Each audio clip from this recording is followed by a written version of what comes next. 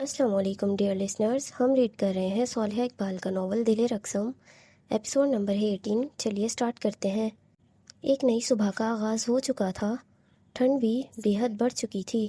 کشمیر میں آج پھر بارش ہونے کے امکان تھے۔ آسمان میں کالے بادل چھائے ہوئے تھے، تیز ٹھنڈی ہواؤں کا رقص چھایا ہوا تھا جو اس وقت کمرے کی کھڑکی سے گزرتے ہوئے سفید پردوں کو ہوا سے لہرا کر سامنے سے ہٹاتے ہوئے سیدھا بیڈ پر سفید رنگ کے قمیض اور کھلے فلیپرز اور کوہنیوں تک آتی بازوؤں میں ملبوس سفید رنگ کے کمفرٹر اوڑھے ہوئے پرسکون سی گہری نیند سوئی ہوئی علیزے کے چہرے پر پڑ رہی تھی، اور اس کی بائیں طرف کی بند کھڑکی کے سامنے صوفے پر ٹانگ رکھے ہوئے صوفے سے پشت ٹکائے ہلکی سی گردن موڑے زرخان بھی، جو صبح تہجد کی اذانوں پر واپس حویلی لوٹا تھا۔ جب سے آیا تھا وہ واپس آتے ہی شاور لیے، کپڑے چینج کیے، سفید رنگ کا کاٹن کا سوٹ پہنے ہوئے جس کی بازو کو کوہنیوں تک فولڈ کیے ہوئے تھا، بالوں کو ایسے ہی سیٹ کیے ہوئے، دائیں ہاتھ پر بندھی پٹی بدل دی تھی۔ زرخان صبح سے صوفے پر بیٹھے ہوئے علیزے کو اور اس کے بازوؤں پر لگی چوٹ کو دیکھے جا رہا تھا۔ وہ کتنا کچھ اپنی نئی زندگی کے لیے سوچ کر بیٹھا تھا، ویسا کچھ بھی نہیں ہوا تھا۔ علیزے کا لہجہ، رویہ، سب اس کے دل پر خنجر کی طرح وار کر رہا تھا، پر وہ اس وقت علیزے کو کچھ نہیں کہہ سکتا تھا۔ گہری پرسکون نیند میں علیزے کو سوتے دیکھ زرخان جب سے آیا تھا اب اس کے پاس جا کر اس کے بازو کی چوٹ دیکھ رہا تھا کہ بازوؤں سے نظر ہٹی تو علیزے کے چہرے پر نظریں جا ٹھہریں۔ ہوا سے علیزے کے چہرے پر بکھرتے بالوں کو ہٹاتے ہوئے، علیزے کو نیند سے جاگتے ہلتے دیکھتے ہوئے زرخان علیزے کے ماتھے پر بوسہ دینے کے لیے بڑھتا ہے۔ گڈ مارننگ وائفی، ماتھے پر بوسہ دیتے ہوئے سرگوشی نما انداز میں کہتا ہے۔ دور ہٹے مجھ سے، زرخان کے لب ماتھے پر محسوس کرتی ہوئی نیند سے بھری آنکھیں زبردستی کھولتی علیزے آنکھیں کھولے اپنے اوپر زرخان کو اپنے پیٹ کے گرد بیڈ پر رکھے اس کے ہاتھوں کو دیکھ کر علیزے زرخان کے سینے پر ہاتھ رکھے اسی پل بیڈ سے نیچے اترنے کے لیے زرخان کو خود سے دور کرتے ہوئے کہتی ہے، اور زرخان کے حصار سے نکلتی بیڈ سے نیچے اتر کر آگے کی طرف قدم بڑھاتی ہے، پر علیزے کی نیند سے بھری آنکھوں کو دیکھتے ہوئے اور نیند میں آگے بڑھتے قدموں کو دیکھ کر زرخان اسے ایک پل کلائی سے پکڑ کر روک دیتا ہے۔ اب دور کرنے کا کیا فائدہ؟ اب تو تم مکمل طور پر میرے پاس آ چکی ہو۔ اس پولیس والے کی زندگی میں عمر بھر کی قیدی بن کر اب دور دور رہنا ناممکن ہے۔ علیزے کو کلائی سے پکڑے کھینچتے ہوئے اس کی آنکھیں مکمل کھولنے سے پہلے ہی زرخان علیزے کی پشت اپنے سینے سے لگاتا اس کے پیٹ کے گرد اپنی بازوؤں کا حصار باندھ لیتا ہے۔ میرے ساتھ فضول باتیں مت کریں اور چھوڑیں مجھے اب بھی۔ زرخان کے ہاتھ اپنے پیٹ سے ہٹانے کی کوشش کرتی ہے، پر اس وقت بے جان سی وہ اپنے خود کی آنکھیں بمشکل کھول پا رہی تھی۔ زرخان کے حصار کو توڑنا تو بے حد ہی مشکل تھا اس کے لیے۔ ابھی سے چھوڑ دوں؟ ابھی تو تم میری دسترس میں آئی ہو، پہلے کچھ کرنے دو پھر چھوڑوں گا تمہیں، علیزے کے کھلے بالوں کو اس کے کندھے سے ہٹاتے ہوئے کہتا ہے، کیونکہ ہوا کی وجہ سے وہ سارے بال اس کے منہ پر لگ رہے تھے۔ پر زرخان کی اس حرکت پر علیزے پرندے کی طرح پھڑپھڑاتے ہوئے جلد ہی اس کے بازوؤں سے نکلنے کی کوششیں کرتی ہے۔ میرے ساتھ کچھ بھی کرنے کا سوچنا بھی مت، میں آپ کا سر پھاڑ دوں گی۔ زرخان کے ہاتھوں کو اپنے پیٹ سے ہٹانے کی کوشش کرتے ہوئے غصے میں کہتی ہے، پھاڑ دو، یہ بندہ ویسے بھی سر سے پیر تک تمہارے عشق میں مبتلا ہے، جو کرنا ہے کر لو، ہر چیز کی اجازت ہے تمہیں، سوائے مجھے چھوڑ کر جانے کے اور دور جانے کی بات کے۔ علیزے کی کوششیں دیکھتے ہوئے زرخان کہتے ہوئے جلد ہی اسے پیٹ سے پکڑے علیزے کا رخ اپنی طرف موڑ دیتا ہے اور اپنے سینے سے لگائے علیزے کی ہاتھوں کو اس کی ہی کمر پر پن کر دیتا ہے۔ اگر یہ الفاظ دوبارہ تم نے اپنے منہ سے نکالے تو یاد ہے نا تمہیں کہ مجھ سے رہائی کس صورت میں مل سکتی ہے؟ علیزے کی ہلکی ہلکی سی لال ہوتی سوجی ہوئی آنکھوں کو دیکھتے ہوئے زرخان اٹل لہجے میں کہتا ہے، میں ہر صورت میں رہائی حاصل کر لوں گی اور چلی جاؤں گی آپ کو چھوڑ کر، آپ جیسے گھٹیا شخص کے ساتھ ہرگز نہیں رہوں گی۔ اپنے ہاتھوں کو آزاد کروانے کی کوشش کرتے زرخان کی آنکھوں میں دیکھتے ہوئے کہتی ہے، اس گھٹیا شخص کو مزید گھٹیا بننے پر مجبور مت کرو میری جان، ورنہ تم نہیں جانتی میں تمہارے ساتھ کیا کیا کر سکتا ہوں۔ میری محبت کو محبت بنے رہنے دو، کیونکہ اگر میں نفرت کرنے پر آ گیا نا تو تمہارا کتنا نقصان ہو جائے گا، یہ سوچ ہے تمہاری۔ میں جتنا اچھا محبت اور عشق میں ہوں اتنا ہی برا نفرت میں ہوں، میری نفرت برداشت نہیں کر پاؤ گی تم، ابھی نازک سی بچی ہو میرے لیے، تم سے نفرت میں کر بھی نہیں پاؤں گا، اس لیے مجھے نفرت کرنے پر مجبور مت کرو اور ایک اچھی بیوی کی طرح بن کر رہو۔ ایک ہاتھ سے علیزے کے دونوں ہاتھوں کو پکڑے، دوسرا ہاتھ اس کے چہرے کی طرف بڑھائے، علیزے کے چہرے پر آتے ہوئے پف کے بالوں کو چہرے سے ہٹاتے اس کے کان کے پیچھے کرتے ہوئے کہتا ہے، دھمکی دے رہے ہیں آپ مجھے؟ زرخان کے چہرے کی جانب دیکھتے ہوئے پوچھتی ہے۔ نہیں میرا بچہ، تمہیں مر کر بھی دھمکی نہیں دے سکتا، اب فی الحال صرف بتا رہا ہوں کہ مجھے بدتر بننے پر مجبور مت کرو، کیونکہ اس میں نقصان صرف تمہارا ہوگا۔ کسی صورت میں تمہیں خود سے دور جانے نہیں دوں گا میں۔ اپنے ہاتھوں کی 4 انگلیاں اس کے کان کے پیچھے اور انگوٹھا اس کی گال پر پھیرتے ہوئے زرخان علیزے کی آنکھوں میں دیکھتے ہوئے نرم محبت سے چور لہجے میں کہتا ہے، اور کہتے ہی علیزے کی نم ہوتی آنکھوں میں دیکھتے ہوئے پھر ایک دم سخت کولڈ انداز میں آ جاتا ہے، بچپن سے نکاح میں ہو تم میرے، آج تک میں نے تمہارا خیال تمہیں بچی سمجھ کر رکھا ہے، پر اب میں جو کروں گا تمہارے ساتھ وہ تمہیں اپنی بیوی سمجھ کر کروں گا، اور تمہیں اندازہ ہے کہ میں کتنا ظالم شوہر بن سکتا ہوں۔ اسی لیے میری جان، اگر تم نے میرے ظلم برداشت نہیں کرنے ہیں تو میری بن کر رہو، ورنہ ہر چیز کے لیے تیار رہو، کیونکہ جتنی غلطیاں اتنی بے رحم اس کی سزا، اور میں ایسی بے رحم سزا دوں گا تمہیں جس میں تم سسک کر رہ جاؤ گی، اسی لیے سوچ سمجھ کر اس کمرے سے باہر قدم رکھنا اپنا تم۔ زرخان کہتا ہے اور علیزے اپنی پلکیں جھکا لیتی ہے۔ اب چینج کر لو اور آ جاؤ نیچے، نئی دلہن ہو تم، یوں بکھری بکھری اچھی تو نہیں لگو گی۔ سب بولیں گے شوہر نے پوری رات اتنا ظلم کیا کہ بیوی سنبھال کر بھی خود کو سنبھال نہیں پائی ہے اب تک۔ زرخان چہرے پر ہلکی سی مسکراہٹ سجائے کہتا ہے کہ علیزے روتے ہوئے سر اٹھائے اس کے چہرے کو پل کے لیے اس کی آنکھوں میں دیکھنے لگتی ہے۔ رویا مت کرو علیزے، مجھے نفرت ہے تمہارے آنسوؤں سے، ان آنکھوں میں آنسو اچھے نہیں لگتے ہیں، میرا خون کھول اٹھتا ہے۔ اگر تم نہیں چاہتی کہ میں تمہیں اپنا جنگلی روپ دکھاؤں تو وہ مت کرو جو میں نہیں چاہتا۔ اب میں روؤں بھی نہ، سانس بھی نہ لوں، کیا کروں، مر جاؤں میں؟ علیزے روتے ہوئے غصے میں کہتی ہے۔ اسی پل زرخان کے ہاتھوں سے خود کو آزاد کرواتی زرخان سے دور کرتی ہے اور پیچھے کی طرف قدم اٹھائی کہتی ہے، نہیں، جو کرنا ہے کرو، پر میرے ساتھ خود کے ساتھ نہیں۔ غصہ آ رہا ہے تو مجھ پر نکالو، رونے کی وجہ نہ تو خود کو سانس نہیں آ رہی ہے تمہیں تو مجھے بتاؤ، میں سانسیں روکنے کا اور ٹھیک سے دینے کا دونوں طریقوں سے اچھے سے واقف ہوں۔ زرخان علیزے کی طرف بڑھتے ہوئے کہتا ہے کہ علیزے اسے اپنی جانب بڑھتا دیکھ اپنے قدموں کو پیچھے کی طرف اٹھانے لگتی ہے۔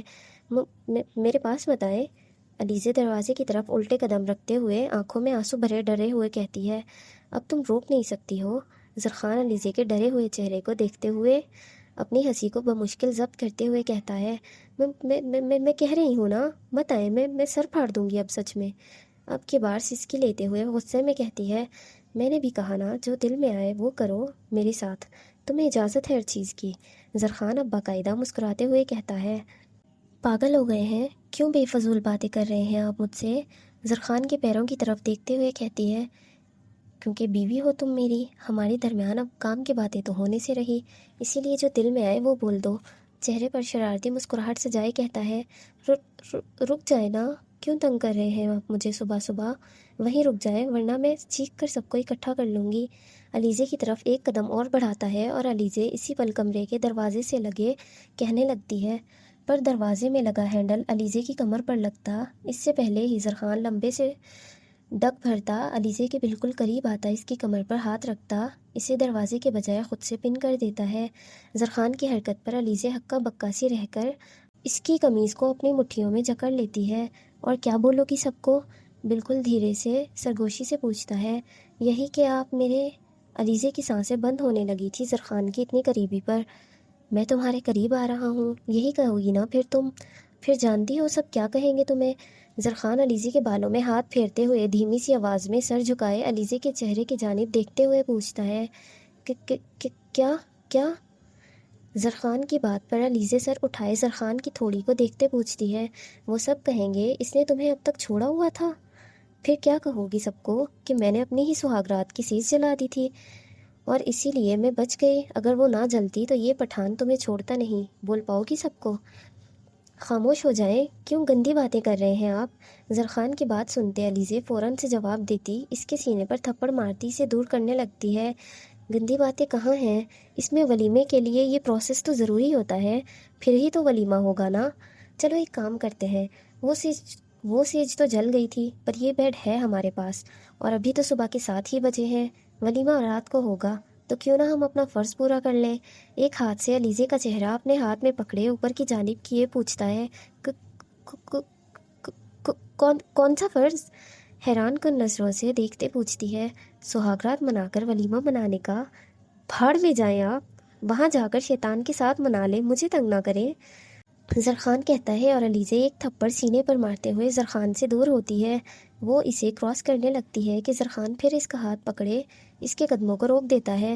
اب جو بھی کروں گا اور مناؤں گا وہ سب تو تمہارے ساتھ ہی ہوگا میری جان، اب سے خود کو تیار کر لو، کیونکہ لفظوں سے محبت ظاہر کرنا آتا نہیں ہے مجھے، پر اب تمہیں اپنی حرکتوں سے کر کے دکھاؤں گا۔ زرخان شاہ میر عالم کی زندگی کی وہ خوبصورت قیدی ہو تم، جسے قید کر کے بے رحم سزائیں دینے کا ارادہ نہ جانے کب سے ہے میرا۔ ویلکم ٹو مائی لائف میرا چھوٹا سا گوریلا۔ زرخان علیزہ کے چہرے کو پیالے نما انداز میں اپنے ہاتھوں میں پکڑے اس کے ماتھے پر مسکراتے ہوئے لب کشائی کرتے ہوئے کہتا ہے۔ زرخان کی بات پر علیزہ منہ پھلائے غصے میں اپنی آنکھیں بند کیے زرخان کو خود سے دور کرتی بنا دوپٹے کے بے دھیانی میں کمرے سے ہی باہر نکل جاتی ہے۔ ایک نئی صبح کی شروعات ایک اور بنگلے میں بھی ہو چکی تھی، جہاں سارے بنگلے کی لائٹس آن تھیں پر ہر طرف خاموشی تھی۔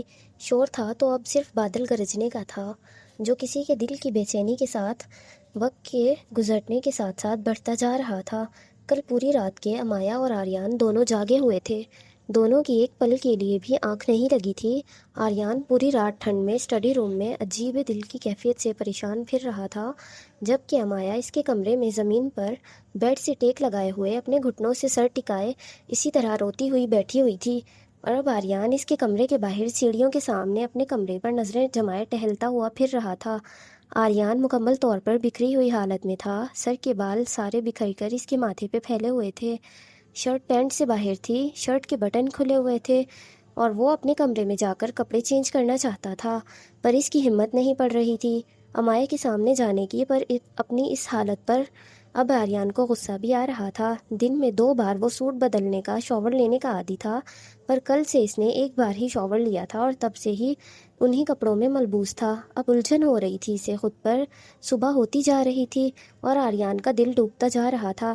آریان گہری سانس لیے کمرے کے سامنے جا کر کھڑا ہوتا ہے کہ پیچھے سے شروز اسی پل بنگلے میں داخل ہوتا ہے، اور سیدھا اس کی نظر آریان پر جاتی ہے جو اپنا ایک ہاتھ کمر پر رکھے دوسرا ہاتھ اپنے بالوں میں پھیر رہا تھا۔ بس یہ سب ہی دیکھنا رہ گیا تھا، شیروز بلند آواز میں کہتا ہے کہ آریان کی فوراً سے نظریں دوسری منزل سے اس کی جانب اٹھتی ہیں۔ کیا ہے؟ آریان کمرے سے دور ہوتا بلند آواز میں پوچھتا ہے۔ یہ کیا کرتے پھر رہے ہیں آپ؟ شیروز سیڑھیوں سے اوپر آتے ہوئے پوچھتا ہے۔ مجرا کر رہا ہوں، آ جاؤ تم بھی حصے داری ڈال لو، چڑھ کر جواب دیتا ہے۔ نہیں، آپ کا مجرا آپ کو مبارک ہو، میں ایسے ہی ٹھیک ہوں، گہری سانس لیتے ہوئے کہتا ہے۔ ویسے لعنت ہو تمہاری شکل پر۔ شیروز کو صاف ستھرا بلیک کلر کے 3 پیس سوٹ پہنے ہوئے دیکھ کر گندا سا منہ بنائے ہوئے کہتا ہے۔ میں نے کیا کیا ہے؟ چھوٹی چھوٹی آنکھیں کیے پوچھتا ہے۔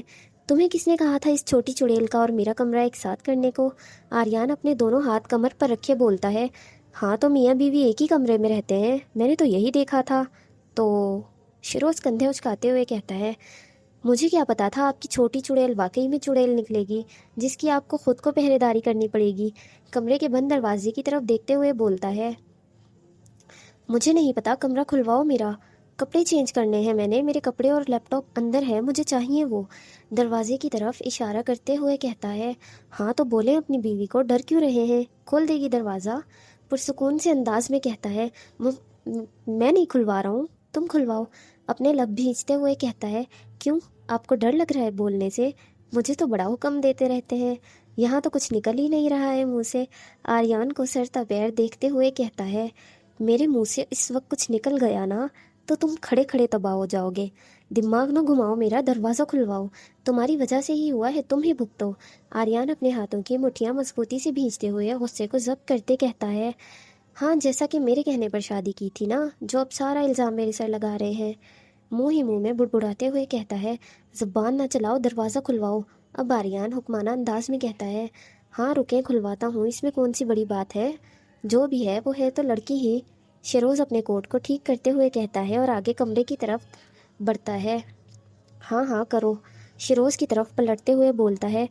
دروازہ کھولیں مسز شاہ، ہمارے سر کو اندر آنا ہے ابھی۔ دروازے پر دستک دیتے ہوئے اٹل لہجے میں کہتا ہے کہ اندر سے غصیلی آواز میں جواب آتا ہے۔ تم شکل گم کرو اور اپنے سر کے لیے جا کر قبر کا انتظام کرو، اب اندر وہ صرف وہیں جائے گا، خبیث بڈھا کہیں کی۔ امایا کی بات پر شیروز دروازے کو گھورتا رہ جاتا ہے۔ لا حول ولا قوت الا باللہ، یہ کیا تھا؟ کیا یہ بے عزتی تھی؟ پر میری ہوئی یا آپ کی؟ مڑ کر آریان کے چہرے کو دیکھتے ہوئے پوچھتا ہے۔ مجھے فیل بھی ہو گئی ہے اور تمہیں پتہ بھی نہیں چلا کہ میری ہوئی ہے یا تمہاری بے عزتی ہوئی ہے۔ گندا سا منہ بنائے نیچے ہال میں دیکھتے ہوئے گہری سانس لیتے ہوئے کہتا ہے، یہ شادی اپنی مرضی سے کی ہے تو میرے نہیں، آپ کے بھگتنے کے دن چل رہے ہیں۔ میرا آپ کو بھگتنا کافی ہے اور کسی کو ہینڈل کر کے پاگل خانے شپ نہیں ہونا چاہتا ہوں میں۔ اپنے آپ ہینڈل کریں اس مصیبت کو، میں چلا نیچے۔ شیروز کہتے ہی بنا رکے سیدھا دوسری منزل سے نیچے ہال میں آتا اسٹڈی روم کی طرف بڑھتا ہے۔ شیروز کو جاتا دیکھ آریان گہری سانس لیتے ہوئے خود ہمت کرتا کمرے کا دروازہ بجاتا ہے۔ دروازہ کھولو لڑکی، آریان بیزار انداز میں کہتا ہے۔ امایا خان نام ہے میرا، گھٹنوں سے سر اٹھائے غصیلے انداز میں کہتی ہے۔ ہاں وہی چھوٹی چڑیل، دروازہ کھولو، اندر آنا ہے مجھے۔ دوبارہ دروازہ بجاتے ہوئے کہتا ہے، پیسے لگیں گے، پیسے دیں پھر میں دروازہ کھولوں گی۔ دروازے کی طرف دیکھتے ہوئے کہتی ہے، اپنے کمرے میں آنے کے پیسے کون دیتا ہے؟ امایا کی بات پر حیرانگی سے بڑی بڑی آنکھیں کیے دروازے کو گھورتے ہوئے کہتا ہے، آپ پیسے دیں گے تو ہی میں اندر آنے دوں گی ورنہ چھٹی کریں۔ امایا بیڈ پر ہاتھ رکھے زمین سے اٹھتے ہوئے کہتی ہے، دیکھو لڑکی، پیار رومانس کرنے کی باتیں کر لو، میں ابھی سب کرنے کے لیے تیار ہوں۔ صبح صبح پیسے مانگ کر میرا بی پی لو مت کرو۔ دروازے پر ہاتھ مارتے ہوئے کہتا ہے، اچھا جو کل رات سے میرا بی پی چڑھایا ہوا ہے اس کا کیا؟ وہ کس کھاتے پہ ہے؟ دروازے کی طرف بڑھتے ہوئے پوچھتی ہے کہ آریان کی بات پر اس کے قدم رک جاتے ہیں۔ وہ جو پیسے تم نے ہاتھ کی صفائی کر کے بنا رکھے ہیں انہیں میں ڈھونڈ لوں؟ آریان کہتا ہے کہ امایا کے قدم اور سانس وہیں رک جاتے ہیں۔ ہے آپ کو پتہ ہے میرے ہاتھ کی صفائی کا؟ امایا دھیمی سی آواز میں پوچھتی ہے۔ تو تمہیں کیا لگتا ہے تم سے شادی میں نے اپنا خرچہ کروانے کے لیے کی ہے؟ گہری سانس لیتے ہوئے کمر سے ہاتھ چھوڑتے وہ سیدھا ہوتے ہوئے کہتا ہے، آپ خان بابا کو تو نہیں بتایا نا آپ نے؟ دروازے کی طرف بڑھے دروازے کے ہینڈل کو پکڑتے ہوئے تجسس کے عالم میں پوچھتی ہے، کیا یہ کہ اس کی بیٹی ایک عدد چورنی ہے؟ آریان کہتا ہے کہ امایا اپنے لب بھینچ لیتی ہے، میں چورنی تو نہیں ہوں، آپ کے دماغ پر بڑھاپا اثر کرنے لگا ہے تب یہ فضول کی باتیں کر رہے ہیں آپ۔ امایا اپنے دل پر ہاتھ رکھے خود کو کمپوز کرتے ہوئے کہتی ہے، میرے بڑھاپے کی فکر تم نہ کرو، تم اپنی فکر کرو۔ اگر چوری کے الزام میں جیل بھیج دیا تمہیں تو کیا بنے گا تمہارا؟ آریان اب مسکراتے ہوئے مزے لیتے ہوئے کہتا ہے، آپ الزام لگا رہے ہیں مجھ پر؟ کوئی ثبوت ہے آپ کے پاس کہ میں چورنی ہوں؟ آریان کی بات پر تیش میں کہتی ہے، ان گنت ثبوت ہے میری شہزادی، تم دروازہ تو کھولو، تمہارا نامہ اعمال تمہاری شکل دیکھ کر دکھاتا ہوں میں تمہیں۔ آریان ہنستے ہوئے دروازے کی طرف بڑھتے ہوئے کہتا ہے، دروازہ کھولو میرا بچہ، ذرا بوتھا تو دکھاؤ اپنا، میں تمہاری شکل دیکھنا چاہتا ہوں۔ آریان دستک دیتے ہوئے مزے لیتے ہوئے کہتا ہے، میں بڈھوں کو شکل نہیں دکھاتی ہوں اپنی، اور آپ اپنے اعمال نامے پر دھیان دیں کیونکہ جیسی آپ کی بوتھی اور کرتوت ہے آپ کنفرم جہنمی ہیں، وہاں جانے کی تیاری پکڑے، آپ آئے بڑے مجھے جیل بھیجنے والے۔ واہ! امایا کی بات پر آریان منہ کھولے بڑی بڑی آنکھیں کیے حیرانگی سے دروازے کو دیکھتا رہتا ہے۔ خان حویلی میں بھی صبح کا آغاز ہو چکا تھا۔ زیان فجر کی اذان سے کچھ دیر پہلے ہی حویلی واپس آیا تھا اور آتے ہی سیدھا اپنے کمرے میں چلا گیا تھا، جبکہ عارش روز معمول کے مطابق آج بھی فجر کی نماز کے بعد پنچایت اپنے کام پر چلا گیا تھا۔ عارش سائیں خان کی طرح اپنی نمازوں کا پابند تھا، وہ غلط کام کرتا تھا، گناہ کرتا تھا، پر وہ نماز بھی لازمی ادا کرتا تھا، یہ اس کی بچپن کی عادت بن چکی تھی۔ پنچایت میں آج وہ کچھ باہر ملک سے آئے لوگوں کے نام اپنے پنچایت فائل میں درج کر رہا تھا۔ باہر کے ملک سے یا پاکستان کے کسی کے جگہ سے ٹاؤبرڈ میں آنے والے ہر فرد کی ڈیٹیلز لکھی جاتی ہیں۔ ان کے آنے کے وقت سے ان کے جانے کے وقت کے ساتھ ساتھ ٹاؤبرڈ کے رولز پہلے ہی بہت سٹرکٹ تھے، پر اب سائیں خان نے 2 دن سے اور زیادہ سختی کر دی تھی۔ باہری لوگوں کی حفاظت کی ذمہ داری سب عارش کی تھی۔ پنچایت کے فیصلے اب سائیں خان خود دیکھنے والے تھے اور عارش اب ان لوگوں کو دیکھے گا جب تک وہ سب بحفاظت واپس نہ چلے جائیں۔ ایک نارمل سائز کے کمرے میں لکڑی کی براؤن کلر کی چنیوٹی ڈیزائن کر کے کرسی پر بیٹھے ہوئے اپنے بڑے سے براؤن کلر کے ٹیبل پر ایک طرف ان گنت فائلز، درمیان میں لیپ ٹاپ، دائیں ہاتھ کی طرف عارش کا موبائل اور ایک گرم چائے کا کپ ٹیبل پر پڑا ہوا تھا جس میں سے ابھی بھی دھوئیں نکل رہے تھے۔ عارش نے ابھی تک ایک گھونٹ بھی حلق سے نہیں اتارا تھا۔ وہ فجر کی نماز کے بعد سے پنچایت آئے اب تک تقریباً 14 لوگوں کی ڈیٹیلز لکھ چکا تھا اور یہ تیسرا چائے کا کپ تھا جو اس کے لیے آفس کے دروازے کے باہر کھڑا آدمی قریبی ڈھابے سے بنوا کر لے کر آتا ہے، جن میں سے اب تک عارش نے ایک گھونٹ بھی پینا ضروری نہیں سمجھا تھا۔ اگلے بندے کو بھیجو اندر۔ عارش لیپ ٹاپ کی اسکرین میں نظریں جمائے کام کرتے ہوئے کہتا ہے کہ آدمی آفس کا دروازہ کھولتا ہے اور اندر اورنج کلر کے بھاری کام والے سوٹ میں اوپر اورنج کلر کا ریشمی دوپٹہ، ایک چوڑے بارڈر والے دوپٹے کو سر پر اوڑھے ہوئے، کندھوں پر بلیک کلر کی شال اوڑھے ہوئے، پیروں میں گولڈن کلر کا خصہ پہنے ایک لڑکی داخل ہوتی ہے، جس کے قدموں کی آواز پر عارش سرسری سی نظریں لیپ ٹاپ کی اسکرین سے ہٹا کر اس لڑکی کے پیروں کی طرف دیکھتا ہے۔ گورے چٹے پیروں میں گولڈن رنگ کا خصہ بہت خوبصورتی میں مزید اضافہ کر رہا تھا۔ عارش پیروں تک اپنی نظریں ہٹاتا ہے اور وہیں سے واپس اپنے لیپ ٹاپ کی اسکرین کی طرف لوٹا دیتا ہے۔ اندر آئے، بیٹھ جائے، لڑکی کو دروازے میں کھڑا دیکھ عارش انتہائی پرسکون انداز میں کہتا ہے۔ اس کی بات پر لڑکی اپنی شال ٹھیک کرتے ہوئے ٹیبل کے سامنے والی کرسی پر عارش کے بالکل سامنے جا بیٹھتی ہے۔ السلام علیکم، لڑکی بیٹھتے ہی سلام کرتی ہے۔ وعلیکم السلام، بنا اس کی طرف دیکھے عارش کے سلام کا جواب دیتا ہے۔ نام کیا ہے آپ کا؟ عارش اسکرین سے نظریں ہٹا کر فائل اٹھاتے ہوئے پوچھتا ہے۔ زائش مرزا، عارش کے چہرے کی جانب بنا پلک جھپکائے دیکھتے ہوئے دھیرے سے کہتی ہے۔ کہاں سے آئی ہیں؟ کاغذ پر لکھے ہوئے سوال کے آگے جواب کے ڈبے میں لکھنے کے لیے ہاتھ بڑھا کر پوچھتا ہے۔ لاہور سے، زائش انتہائی پرسکون انداز میں کہتی ہے۔ کس کے ساتھ آئی ہیں؟ عارش کے سوال پر زائش پل بھر کے لیے ٹھہرتی ہے پر بنا نظریں جھکائے جواب دیتی ہے۔ اکیلے آئی ہوں، پرسکون انداز میں جواب دیتی ہے۔ وجہ؟ اگلے جواب کے خانے کو پور کرنے کے لیے جواب کے خالی ڈبے کی طرف دیکھتے پوچھتا ہے۔ کام کے سلسلے میں؟ مسلسل عارش کو دیکھے جواب دیتی ہے۔ کیسا کام؟ شادی کی ڈیکوریشن کرتی ہوں، وہی کرنے آئی ہوں۔ اب کی بار عارش پوچھتا ہے کہ زائش جلدی سے جواب دے دیتی ہے۔ کس کی شادی ہے؟ عارش پوچھتا ہے کہ زائش گہری سانس لیتے ہوئے کرسی سے ٹیک لگا لیتی ہے۔ آپ اتنے سوال کیوں کر رہے ہیں؟ آپ کا کیا تعلق اس سے؟ کرسی سے پوچھ ٹکائے گسیلے انداز میں بولتی ہے۔ آپ میرے گاؤں میں آئی ہیں اور اکیلی آئی ہیں، تو اب آپ ہماری ذمہ داری ہیں، اسی لیے آپ سے تعلق ہے ہمارا۔ آپ بتائیں کس کی شادی میں آئی ہیں؟ بے حد اطمینان اور پرسکون انداز میں جواب دیتا ہے۔ اپنی دوست کی شادی میں، زائش گہری سانس لیتے بتاتی ہے۔ دوست کا نام؟ وہ نہیں بتا سکتی ہوں، اب کی بار چڑے ہوئے لہجے میں کہتی ہے۔ ٹھیک ہے، آپ اپنے بابا کا نام بتا دیں، مجھے درج کرنا ہے یہاں۔ عارش تحمل سے کام لیتا اپنے سوال پوچھتا جاتا ہے۔ بابا نہیں ہے میرے، زائش عارش کی جھکی پلکوں کو دیکھتے ہوئے بولتی ہے۔ کسی اور مرد کا نام بتائیں جس کا نام آپ اپنے نام کے ساتھ لکھوا سکیں۔ نظریں تو مسلسل رجسٹر پر تھمی ہوئی تھیں۔ میری زندگی میں کوئی مرد نہیں ہے جس کا نام اپنے نام کے ساتھ جوڑوں۔ آپ چاہیں تو وقتی طور پر اپنا نام لکھ دیں، مجھے کوئی مسئلہ نہیں ہے، زائش کہتی ہے، اور عارش کی پلکیں اٹھتی ہیں اور نظریں سیدھا زائش کی سیاہ کالی گہری آنکھوں سے عارش کی لائٹ براؤن کلر کی آنکھیں ٹکراتی ہیں، جن میں دیکھتے ہوئے عارش دو پل کے لیے زائش کو اور اس کی آنکھوں کو، اس کے چہرے کے ایک ایک نقوش کو اپنی آنکھوں میں اتارنے لگتا ہے۔ کیا میں اپنا نام آپ کے نام کے ساتھ لکھ دوں؟ عارش حیرانگی سے پوچھتا ہے، کیونکہ آج تک یہاں آئے لوگوں نے کبھی اس قسم کی بات نہیں کی تھی اس سے۔ جی ہاں، زائش ہاں میں سر ہلاتے ہوئے کہتی ہے۔ جی نہیں، مجھے اپنا نام کسی کے بھی نام کے ساتھ جوڑنا پسند نہیں ہے، تو آپ بھی خود کو مجھ سے دور رکھیں، ورنہ میرے نام کو اپنے نام کے ساتھ جوڑنا بھی خطرناک ثابت ہو سکتا ہے آپ کے لیے مس زائش مرزا۔ عارش کہتے ہی آخری جواب کے خالی ڈبے کو خالی چھوڑے پین فائل میں رکھے فائل بند کر دیتا ہے۔ یہ لے میرا نمبر، اگر آپ کو کوئی مشکل ہو تو آپ مجھے فون کر دیجیے گا، میں مدد کے لیے آ جاؤں گا۔ عارش ایک کارڈ جس پر اس کا نام اور حویلی کا پتہ لکھا ہوا تھا زائش کی طرف بڑھاتے ہوئے کہتا ہے۔ جب بھی فون کروں گی آ جائیں گے آپ؟ کارڈ کی طرف دیکھتے ہوئے پوچھتی ہے۔ جی آ جاؤں گا، پر فون صرف مدد کے وقت کریے گا، بلا وجہ نہیں۔ عارش دو ٹوک لہجے میں زائش کی جھکی پلکوں کی طرف دیکھتے ہوئے کہتا ہے۔ تو ابھی مدد کر دیں، مجھے بے حد ضروری مدد کی ضرورت ہے۔ مسکراتے ہوئے عارش کو دیکھتے ہوئے کہتی ہے۔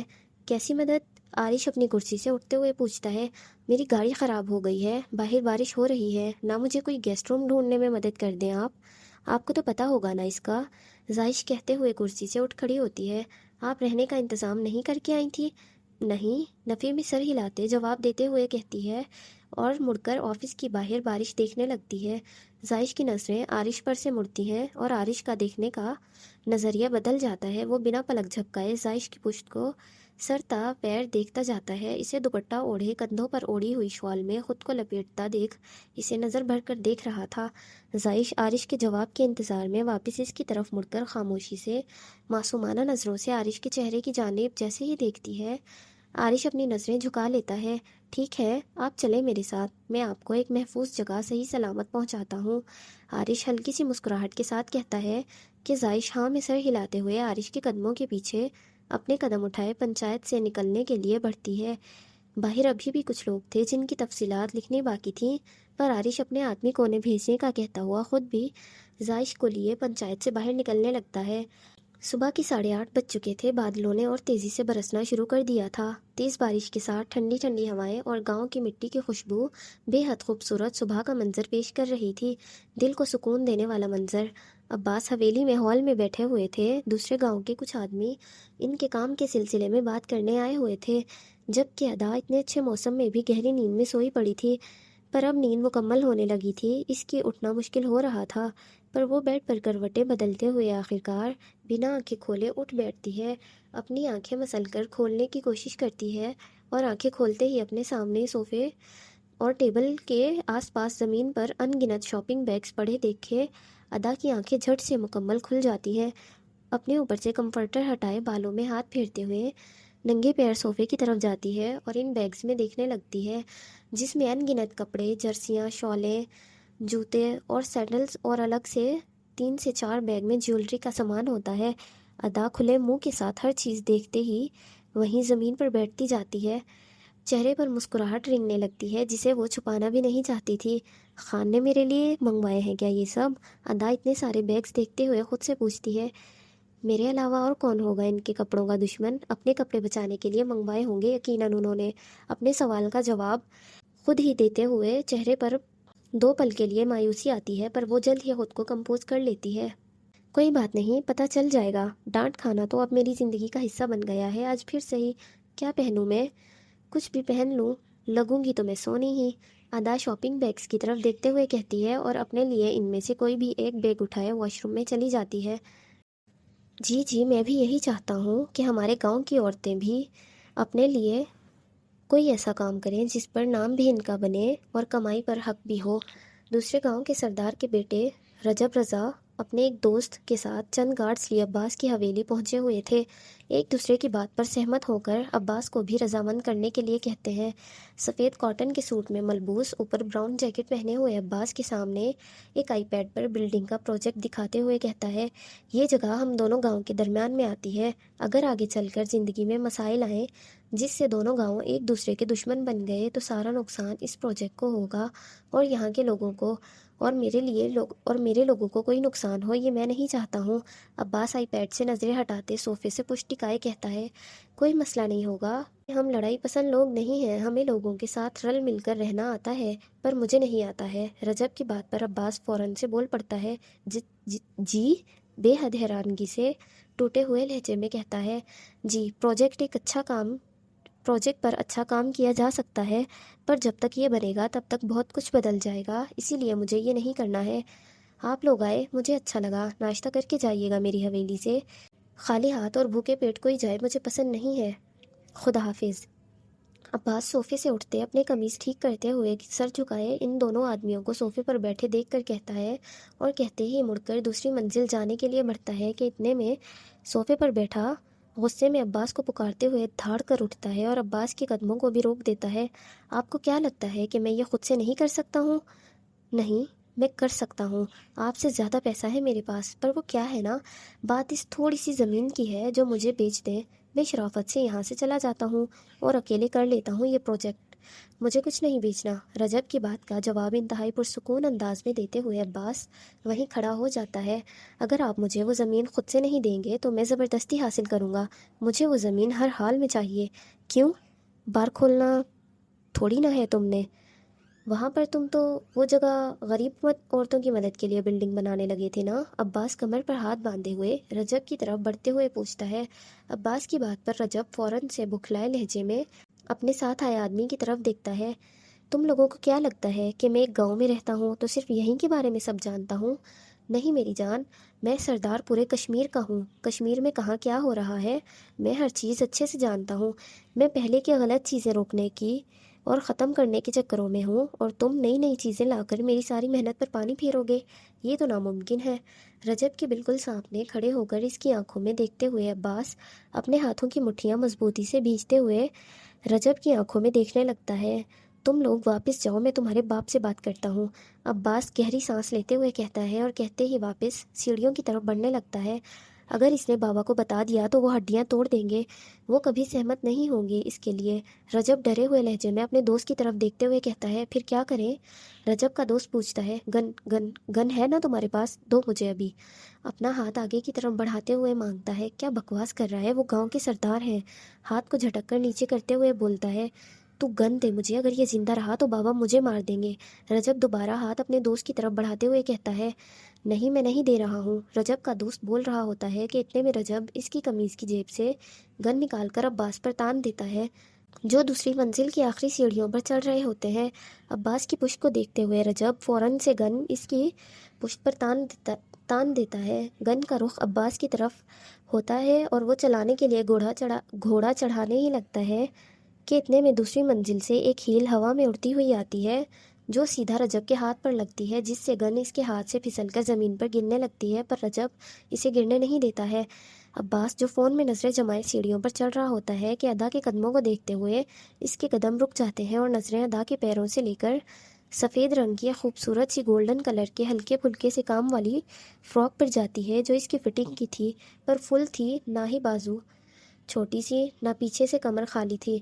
اپنے دونوں کندھوں پر دوپٹہ اوڑھتے ہوئے، اپنے بالوں میں درمیان کی مانگ نکالے ہوئے، ادا عباس کے بجائے نیچے ہال میں کھڑے ہوئے ان دونوں لڑکوں کو دیکھ رہی ہوتی ہے، جبکہ عباس کی نظریں اس پر تھم گئی تھیں۔ آج اسے مکمل لباس میں ملبوس دیکھ عباس کو پرسکون سی گہری سانس آتی ہے۔ دونوں دوست سر اٹھائے دوسری منزل کی طرف دیکھتے ہیں کہ ادا کولڈ انداز میں ان دونوں کو دیکھ رہی ہوتی ہے۔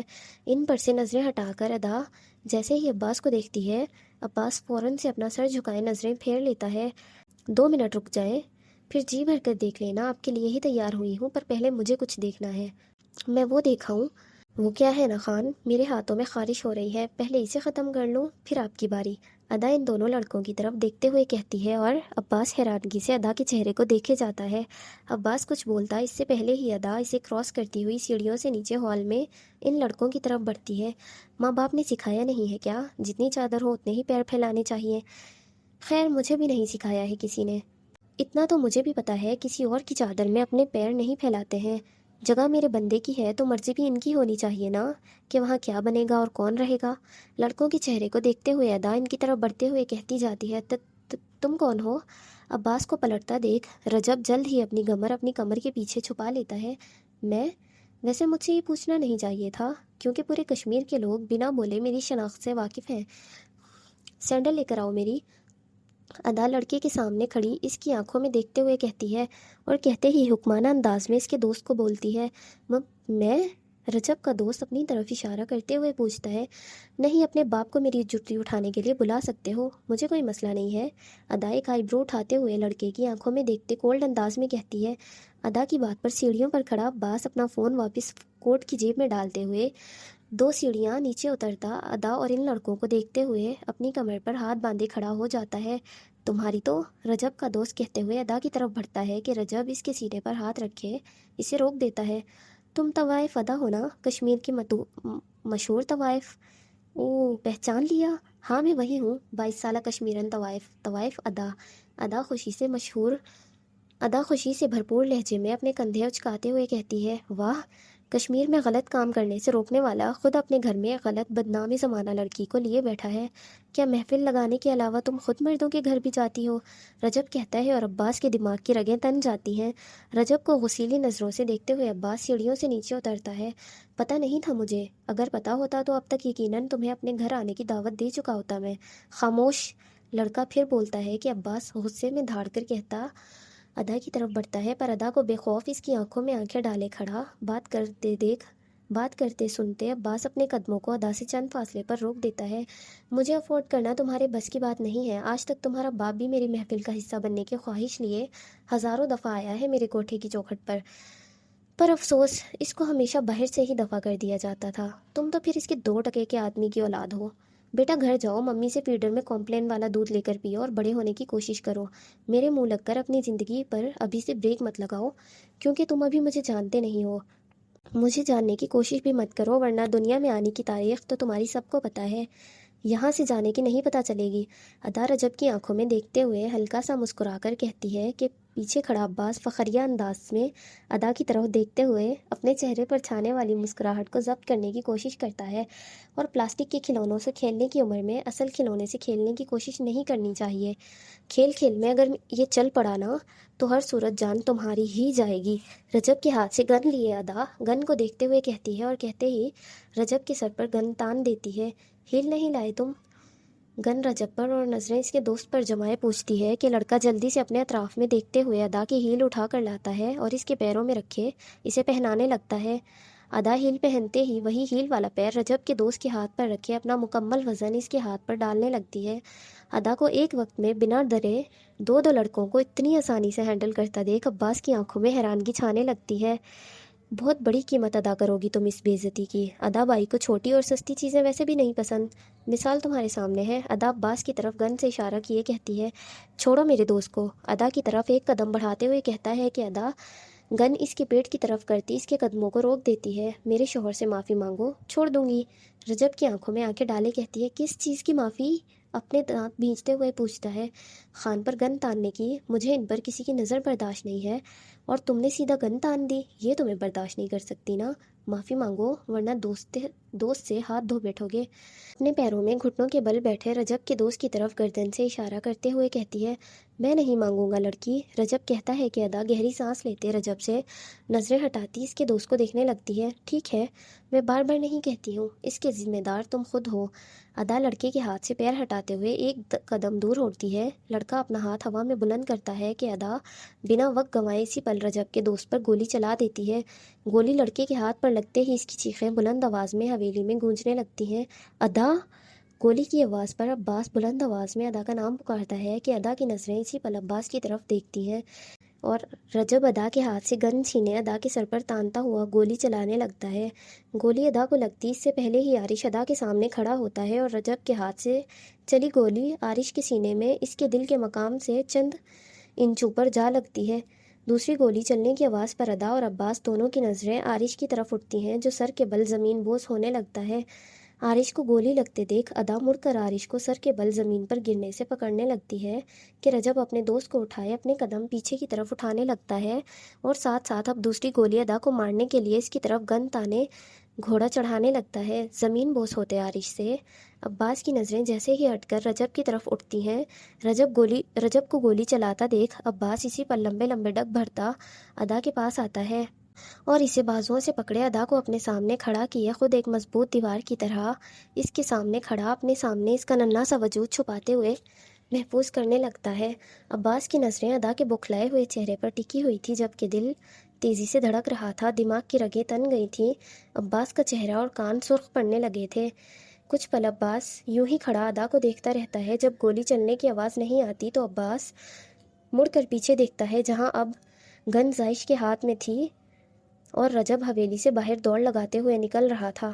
رجب کی جاتے ہی گولی کی آواز پر اب زیان دوڑتے ہوئے کمرے سے باہر نکلتا ہے۔ عارش کو زمین بوس ہوتا دیکھ زیان بلند آواز میں بھائی کہہ کر پکارتا ہوا سیڑھیوں سے نیچے ہال میں آتا ہے۔ جب تک وہ آتا ہے عباس گھٹنوں کے بل بیٹھتا ہوا عارش کے سینے سے نکلتے ہوئے خون کو روکنے لگتا ہے، پر عارش کی آنکھیں تب تک بند ہو چکی تھی۔ علیزے جو بے دھیانی میں بنا دوپٹے کے کمرے سے باہر نکل جاتی ہے، زرخان اسے یوں الجھا جاتا دیکھ کر مسکراتے ہوئے اس کی طرف بڑھتا ہے، اور علیزے کو دوسری منزل کی ریلنگ کے پاس پہنچنے سے پہلے ہی اسے اپنی باہوں میں اٹھاتا سب کی نظروں میں آنے سے پہلے ہی واپس کمرے کا رخ کرتا ہے۔ یہ کیا کر رہے ہیں آپ؟ چھوڑیں مجھے۔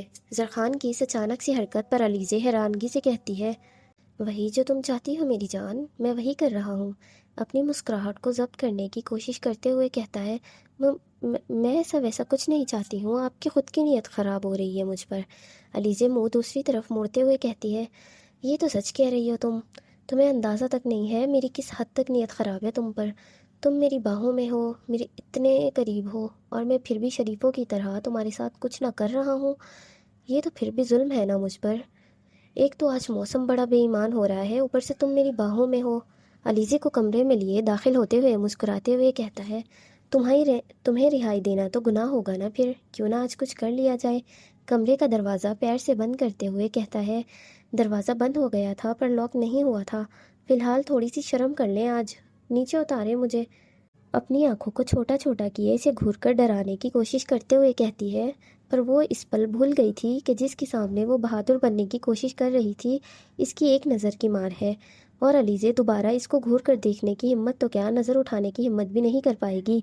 پر زرخان اس کے ساتھ اب اس کا زکوٹا جن بن کر نہیں، اس کا خان عالم بن کر رہنا چاہتا تھا، اسی لیے وہ اسے اب ہر چیز کی اجازت دے چکا تھا۔ علیزے کو اب وہ ڈرا کر اپنا نہیں بنانا چاہتا تھا، اس کا ڈر ختم کر کے اسے اپنا بنانا چاہتا تھا، اسی لیے اس کا غصہ، اس کے نخرے، اس کی ناراضگی وہ سب برداشت کرنے کے لیے خود کو تیار کر چکا تھا۔ ایک پولیس والے کی زندگی میں شرم کا کیا کام میری جان؟ میں تو کرمنلز پر رحم نہیں کرتا ہوں، تم تو پھر میری بیوی ہو۔ باہوں سے نیچے اترتا علیزے کو شرارتی انداز میں دیکھتے ہوئے کہتا ہے، مجھے گندی نظروں سے گھورنا بند کرے اور ہٹے میرے سامنے سے۔ زمین پر اپنے پیر پا کر اپنے کپڑے ٹھیک کرتی بیڈ سے اپنا دوپٹہ لینے کے لیے بڑھتے ہوئے کہتی ہے، پہلے کچھ کر تو لینے دو، پھر چلی جانا۔